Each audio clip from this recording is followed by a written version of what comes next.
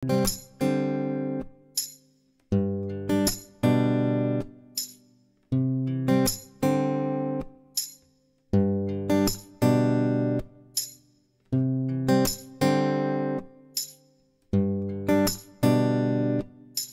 morning! Oras po natin ay alas 8:30. Tayo ay nasa opisina na. Parating pa lang yung ating mga staff. At ako'y nagkakape. Gusto ko ipakita sa inyo ang setup dito sa opisina. Solar PV system. Kung sa oras ng alas 8:30 ay ano na ang kanyang harvest.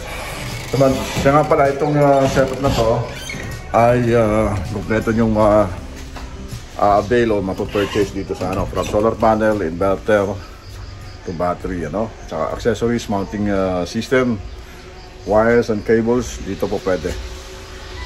So, sa likuran ko dito, ito yung pinaka-pinto pag pupunta kayo sa office namin, at nandito aming ito na rin yung aming pinaka-showroom, Inverter natin ay Lux Power, baterya natin ay Ultrapelec. At ang solar panel natin ay AE Solar na 550.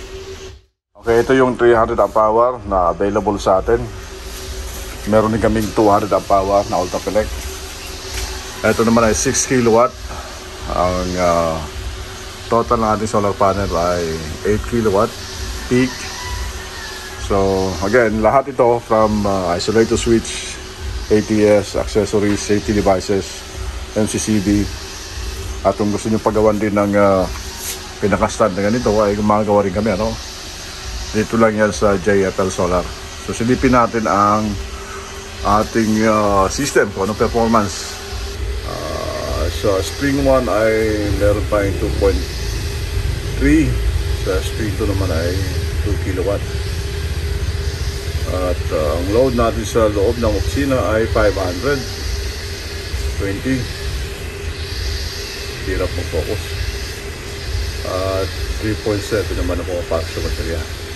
Ang baterya natin sa oras ng alas 8:30 ay 73% na, Voltage is 54.5. Mas maganda yata dito. Hirap mag-focus dun Ayan, 73% na yung ating baterya. Voltage is 54.49. Charging current natin 69, tumataas ng tumataas. So wala pa siguro alas 12, puno na ito, Magdamag kung pinandar yung aircon kagabi. Dalawang aircon yun. Para masubok gaano ka itong bateryang ito. So far so good. Itong buong opisina, may aircon dyan. At meron pang aircon doon. Kita nyo. Saka yung mga ilaw, mga ventilador, ay powered na po yan ng solar. Hindi na po tayo gumagamit ng grid. Totally walang ginagamit ng grid. Magdamag, maghapon.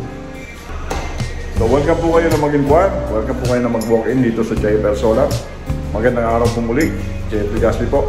Saludo.